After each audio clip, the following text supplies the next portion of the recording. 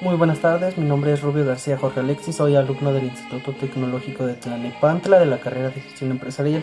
El día de hoy voy a resumir lo que fue mi segunda unidad de la asignatura de Dinámica Social. Lo voy a dividir por tópicos. El tópico 1 lo titulamos Principios de Socialización y la socialización es un proceso del individuo y de la sociedad, y estos dos conceptos son complementarios entre sí en su meta final, pero distintos en su origen, intereses y mecanismos de actuación.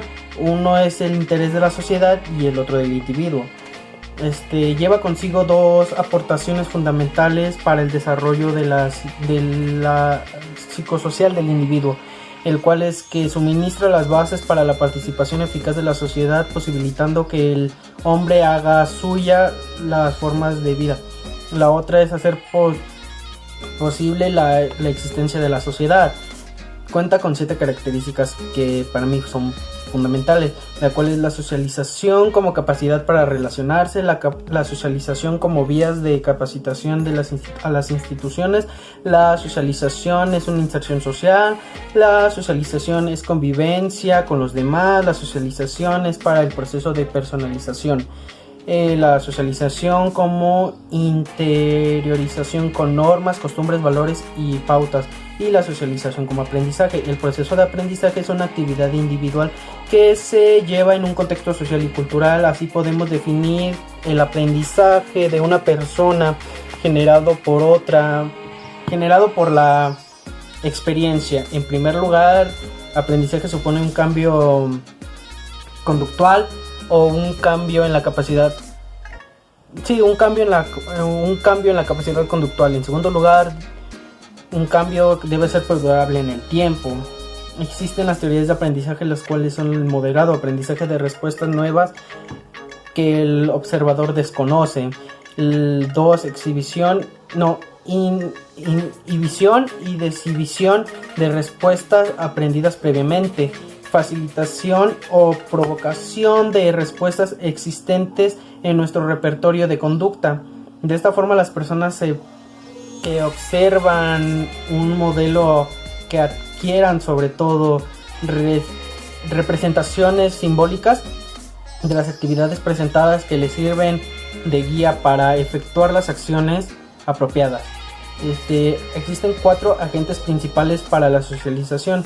Los agentes de la socialización son las instancias o vías mediante las cuales se efectúa las transmisiones de conocimiento, normas y valores. El primero es la familia, el segundo son los grupos de iguales, el tercero son los sistemas educativos y el cuarto son los medios de comunicación. Y de ahí desglosamos lo que son socialización cognitiva. La socialización no consiste solo en aprender ciertos patrones de conducta prevalentes en una sociedad en un momento determinado, sino que también comporta el aprendizaje de las formas de pensar y sentir dicha sociedad. Después tenemos lo que es sociedad moral, que es paralelo al desarrollo cognitivo. Se produce en el sujeto un progresivo desarrollo de la conciencia moral.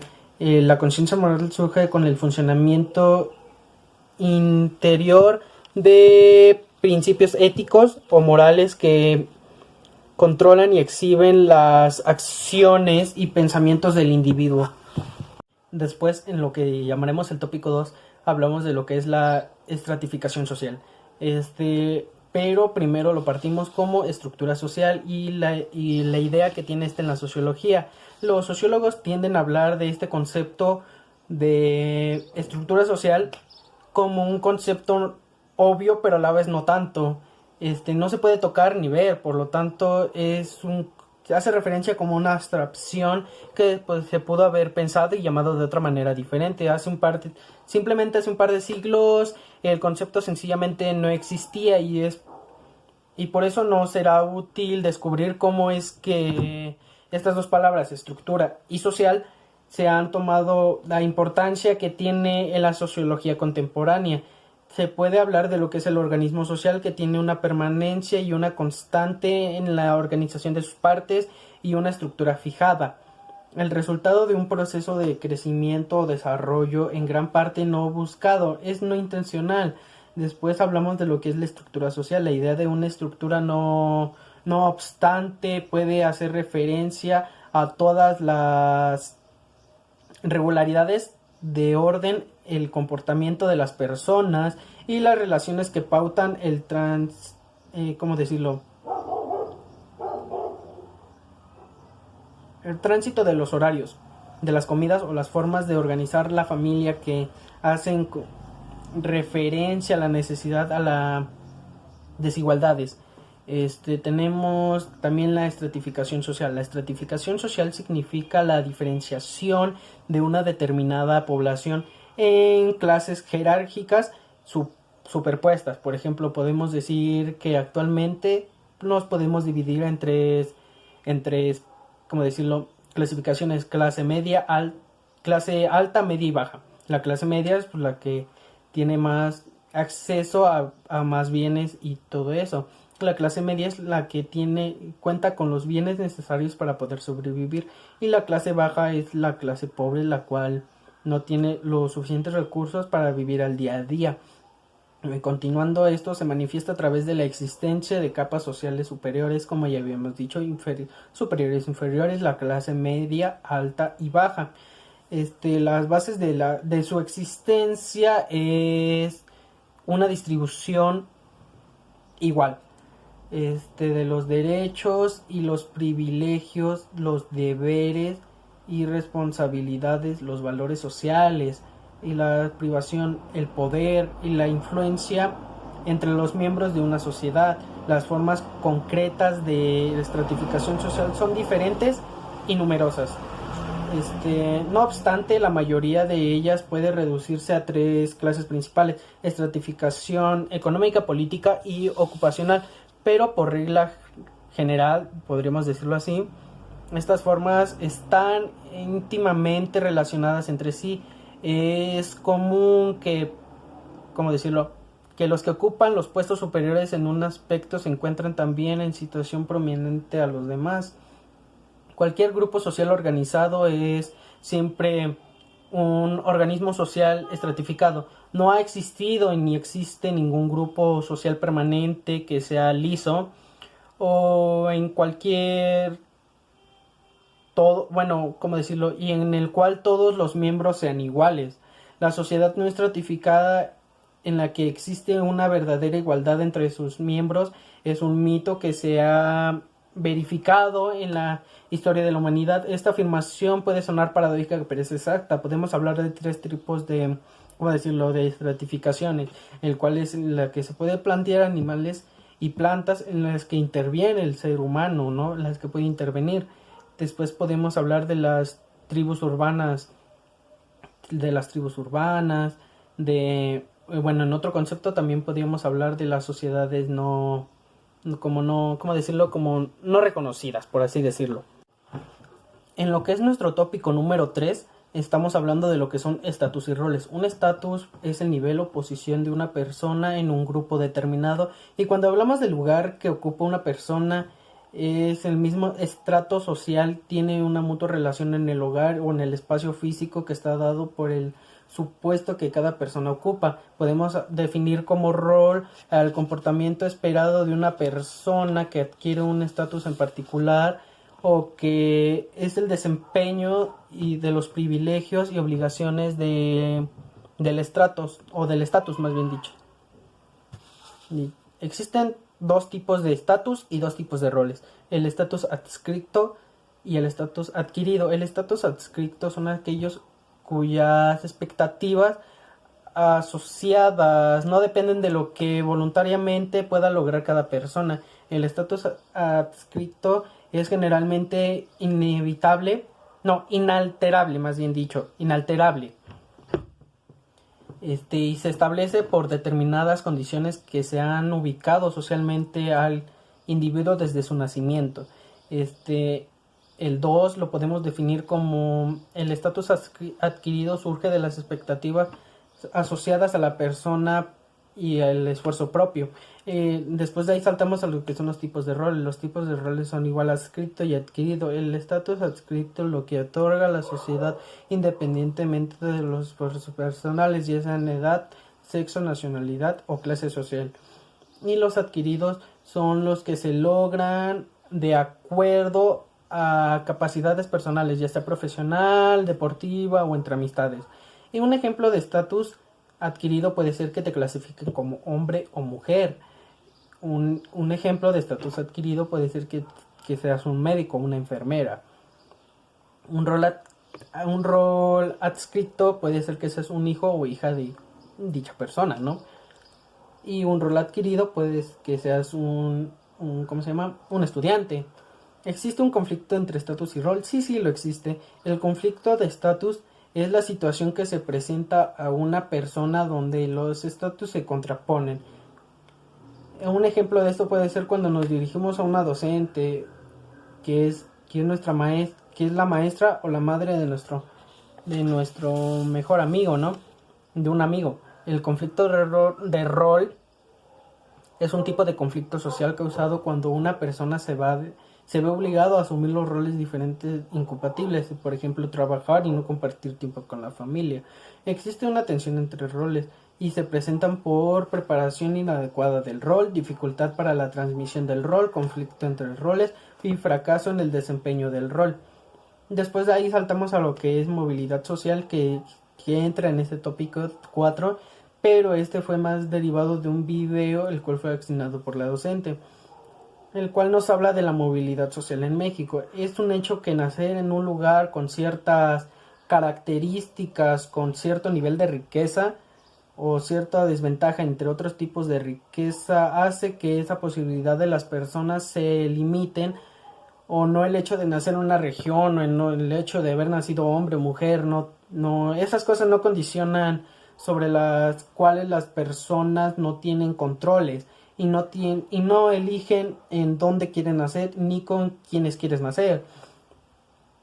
Con esto podremos entender a la movilidad social como el cambio de posición de la escalera social. Lo analizamos de manera que nosotros podríamos analizar otras maneras de pensar en términos de niveles, no de posiciones. No nosotros en particular.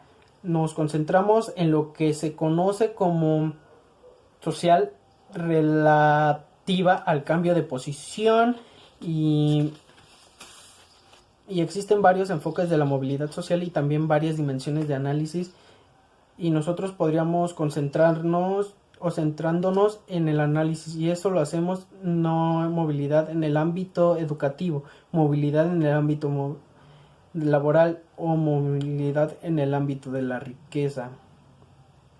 Después se preguntan por qué la movilidad social es baja, y prácticamente pues porque justamente es parte de lo que se ha analizado en un documento que se mencionó en el video de 2018, y es parte de una serie que hace cada 6 años es dado el diagnóstico país que tiene de los informes de movilidad social. Entonces consiguen una propuesta de política pública en el marco de las elecciones federales, entonces propuesta en el 2018, que se basa en el diagnóstico país que tienen en una encuesta de 2011 que se presentó en el 2013. La percepción social es que hay más movilidad social en México en los extremos y que hay menos movilidad en los medios cuando el resultado con datos objetivos, centrándose con la fluidez del medio, y con los extremos en casos más perceptibles no coinciden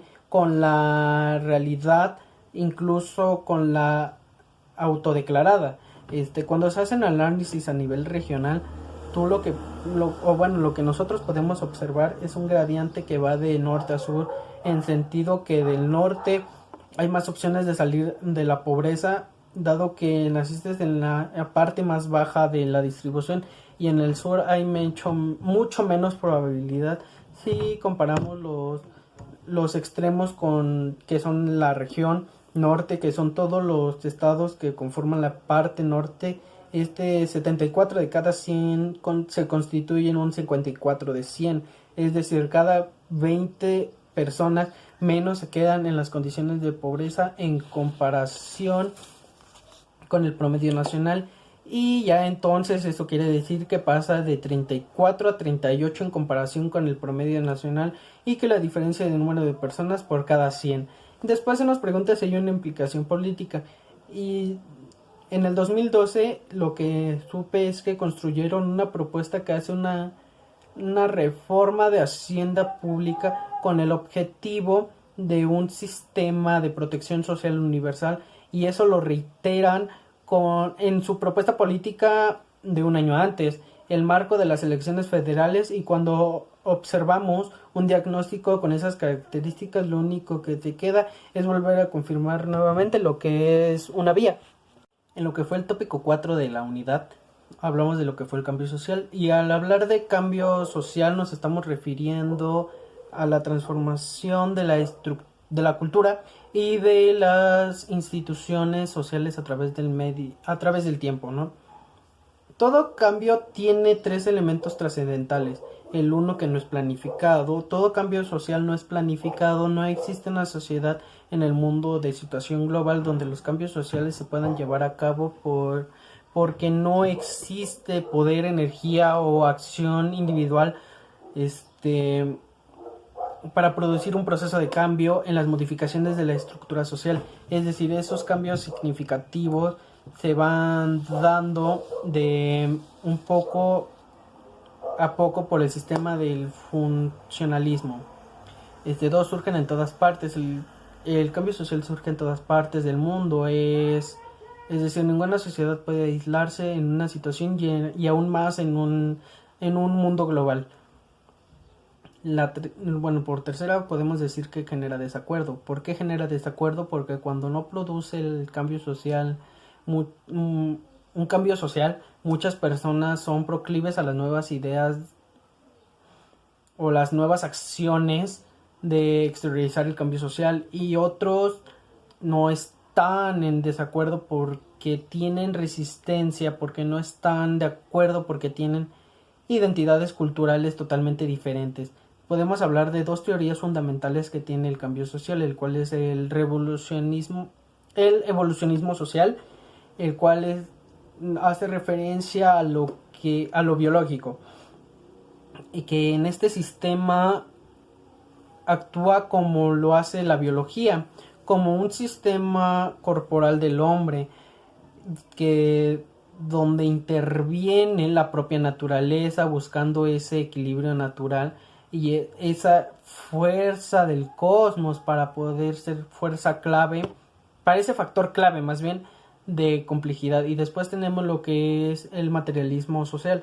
Aquí uno de sus principales exponentes es Carlos Marx, que se basa en su teoría en dos grandes ejes: lo económico como la variable clave de la transformación social, y donde, ¿cómo decirlo?, de la transformación social, donde lo económico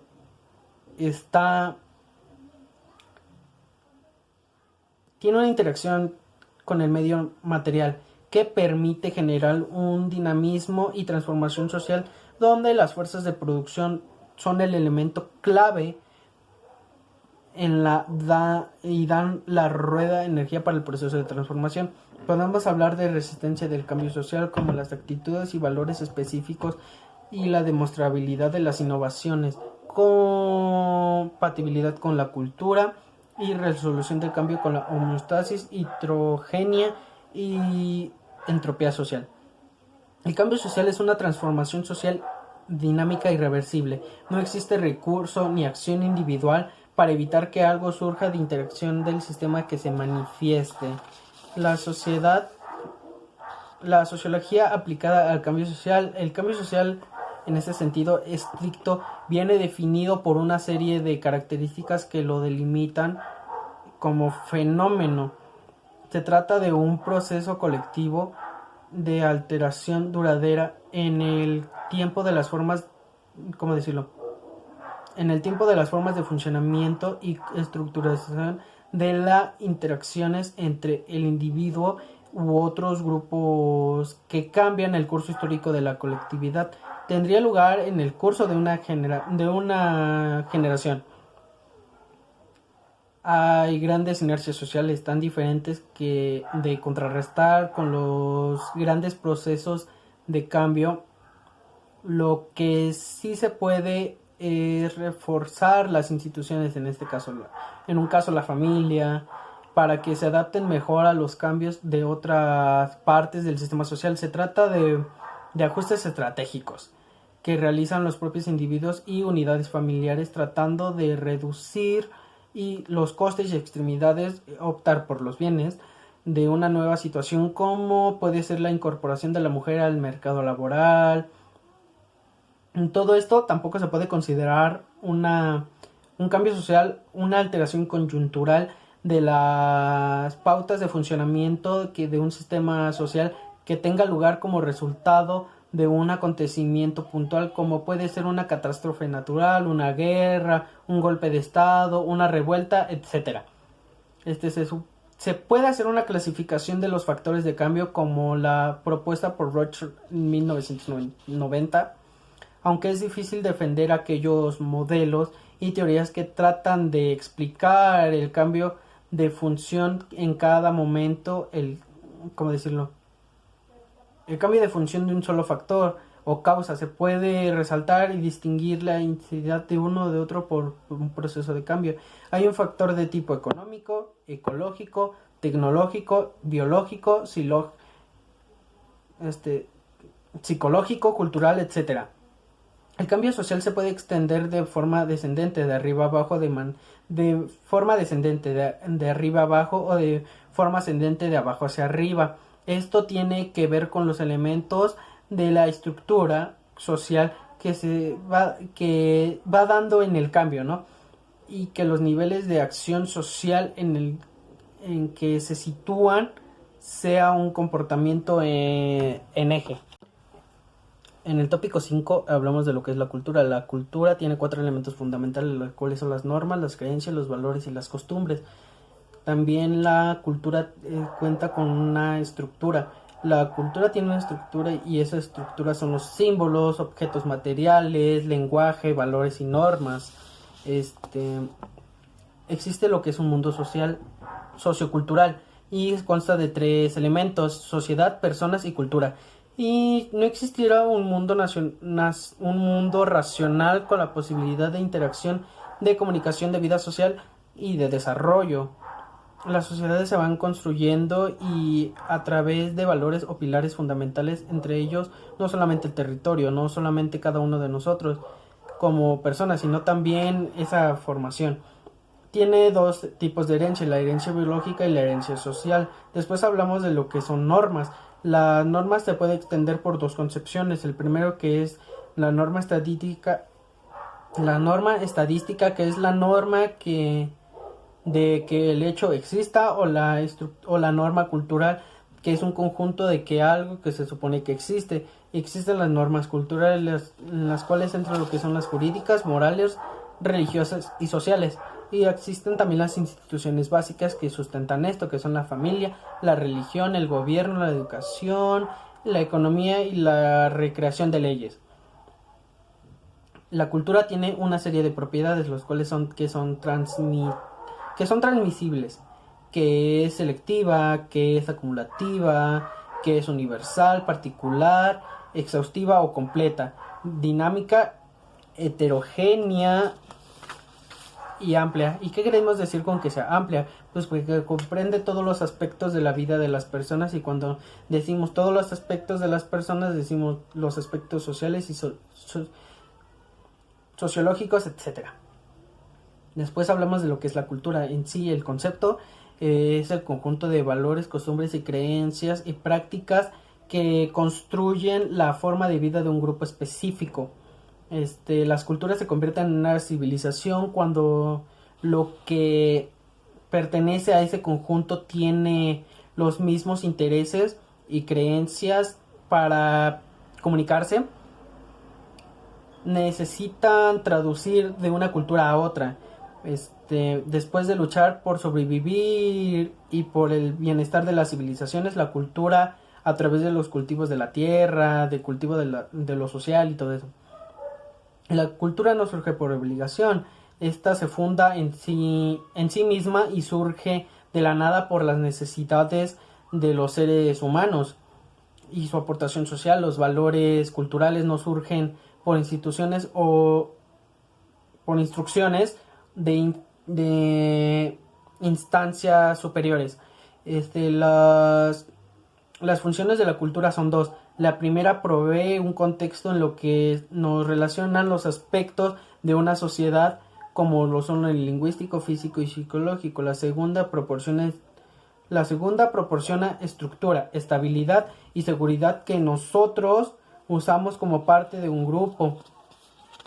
Después podemos extendernos a lo que es la cultura nacional. La cultura nacional se define como la descripción de las normas de un ser determinado. Puede ser un pueblo obligado a definirse en relación con otros pueblos, a relacionarse más bien con otros pueblos. Una cultura nacional emerge desde la confrontación sobre la nación de ideologías nacionales. Una cultura nacional es siempre temporal porque de cualquier forma es antigua o recién con su carácter y fuerza son preocupantes de la práctica histórica. Se define también como identidad nacional porque entre esto como la representación a través del tiempo que permite a los miembros de un grupo social compartir su historia. Tenemos lo que es la transformación nacional. La transformación y evolución de la cultura es una función histórica del desarrollo nacional humano y a la vez una función del desarrollo cultural en una sociedad. La cultura está en constante, es constantemente cambiante por la influencia de otra. Atrae como resultado movimientos sociales como la acumulación e interacción social, el multiculturalismo y la asimilación de las transformaciones de las culturas por la transferencia de elementos culturales de un grupo social, de personas con otras causas, de personas que adopten la cultura de otra. Los elementos de la cultura se puede decir que son elementos cognitivos, es decir, los conocimientos, las creencias, las normas, los valores, los signos y las formas no normativas de la conducta. Cuando decimos que una se va transformando por gracias a otra, podemos poner como ejemplo cuando estaba la cultura disco o, por ejemplo, una generación cambia a otra generación. Por ejemplo, cuando estaba la cultura en la que se escuchaba la música disco, que después se transformó en la era del rock, que después se transformó en otra y así va trascendiendo eventualmente. Y en el último tópico podemos hablar de lo que son las transformaciones o cambios que han surgido en las sociedades de la información y en las sociedades del conocimiento. Primero definiremos el concepto que de la sociedad de la información hace referencia al papel destacado de la información en la dinámica de las relaciones interpersonales y de los procesos incorporados a los distintos ámbitos de la sociedad. La sociedad de la información está evolucionando a un ritmo trepidante, en la que la convergencia acelerada de las telecomunicaciones, radiodifusión y la informática, en definitiva las tecnologías de la información y la comunicación, como también se le conoce como TICs, están generando nuevos productos y servicios, así como nuevas formas de gestionar las organizaciones. El desarrollo de la sociedad de la información en el siglo XXI se va a desenvolver en un contexto marcado por los nuevos retos y las nuevas oportunidades que parece presentar el nuevo siglo, ¿no? Este milenio debe de asegurar las necesidades básicas para el desarrollo, como el primero para eludir hacia el recorte de las diferencias para lograr objetivos básicos. Las tecnologías protagonistas de la sociedad de la información tienen un papel importante de servicio. No obstante, la posición y uso de las tecnologías también son objeto de grandes disparidades. Las tecnologías de la comunicación, de la información y la comunicación, las TIC, se han convertido en un instrumento indispensable para la lucha contra la pobreza, prácticamente un requisito sin precedentes, ¿no? A través de ello, los países en desarrollo se van desarrollando tienen una oportunidad sin precedentes de conquistar mucho más eficazmente objetivos de desarrollo de primera necesidad, como son la reducción de la pobreza y la provisión de servicios básicos de salud. Extender el acceso a la sociedad de la información lleva a la era digital a cada ciudadano, hogar y escuela. Debe ser un objeto de tanto local como global, por el cual es necesario poner medios de gobierno en el ámbito interno y de cooperación a nivel internacional. Y podemos decir que las técnicas de la información y de comunicación, las TICs y las tecnologías son también un factor indispensable hoy en día en el siglo XXI para la supervivencia de muchos.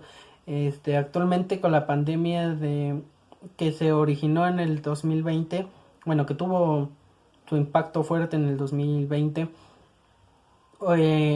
los estudiantes, como en nuestro caso, tenemos que mínimo contar con ¿cómo decirlo? Un componente tecnológico para poder seguir tomando nuestra normatividad, ¿no? Después podemos poner lo que son la sociedad del conocimiento. La sociedad del conocimiento es aquella sociedad que considera el conocimiento un elemento fundamental para el desarrollo y el progreso de la misma, ¿no? Para ello, esta sociedad hace que el acceso a la educación sea más sencillo. Estamos asistiendo a la corta infancia de una época sin precedentes. Descartes, quien en el siglo XVII alcanzó a ejercer como matemático, Pitágoras, filósofos, Aristóteles, astrónomos y físicos, observarían hoy atónitos la erudición en casi una graciosa metáfora. Probablemente quedará consignada en los tratados filosóficos e históricos como cierta capacidad cognitiva privilegiada de la que gozaron con pocos individuos, ¿no? El avance y la difusión de fronteras, los saberes, la especialización, el aumento casi exponencial del volumen cognitivo que maneja la especie, el desarrollo implacable de la tecnología y la revolución en las comunicaciones han desembocado en lo que se conoce como la era de la información. El acelerado desarrollo y convergencia de las tecnologías de la información y comunicación y que hacen que cada día sea más rápida, barata y accesible, la creciente globalización de la producción de bienes y servicios, los mercados, las finanzas y las consecuentes expectativas se están generando. Los nuevos retos al papel y soberanía de los estados como resultado de los vínculos cada vez más estrechos, domésticos e internacionales, o el amplio escenario por el cual la innovación en la industria y el comercio generado por la reducción radical de antiguas limitaciones y distintos tiempos, fronteras y hasta idiomas. Son factores que esbozan los constantes cambios de la humanidad que está viviendo actualmente. Como repito, las tecnologías han hecho que de cierta forma la vida humana sea un poco más fácil, porque antes los estudiantes tenían que buscar el libro, ir a bibliotecas a buscar la información necesaria para realizar las tareas, y actualmente ya no es así. Por lo regular requerimos más a sitios web que nos puedan responder esas preguntas más fácilmente. Bueno, espero y les haya gustado mi explicación. Yo soy alumno del Instituto Tecnológico de Tlalnepantla y muchas gracias.